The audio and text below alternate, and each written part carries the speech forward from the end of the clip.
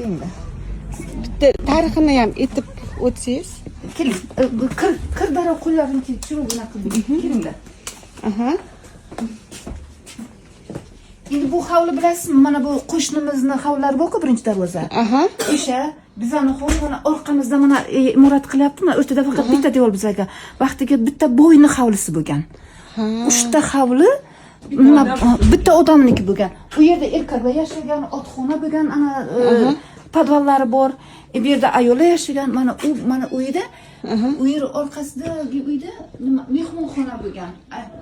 Mehmonlarni aniq qilishgan. Aha. Bu xona qanaqa xona? Shuni ko'rsataman hozir. Keling. Kalitlari ham eski. Eski, hammasi eski. Kelinglar. Voy, naqadar chiroyli. Kelinglar. Kelinglar. Как красиво. Смотри, пиалушки какие. Kelinglar.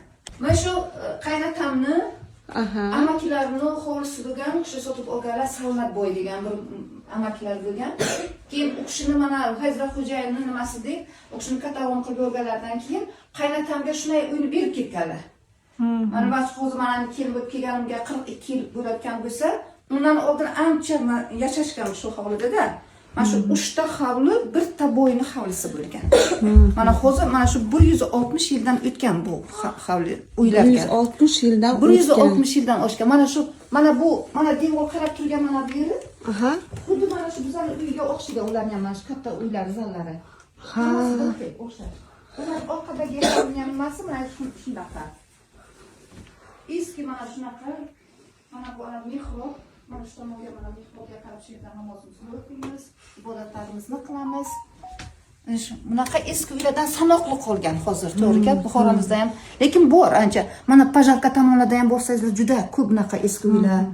Mana labi havuzlarda bor bunaqa uylar. Kam qolganda. Pashta 6 ta bunaqa yumduq suvni adina to'kadigan, ana mikrorayonda mag'zorlarni to'kadigan adina tashnov deyishadi bizga. Suvlarni to'kadigan. Ana bittasiga mana bu posudalarni yuvadigan suvni to'kganlar vaqtiga, bittasiga masalan mana kuyuk suvlarni to'kganlar.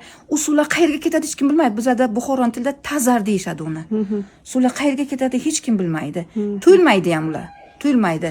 Mana shunaqa tashnovlar bor bizda. Mana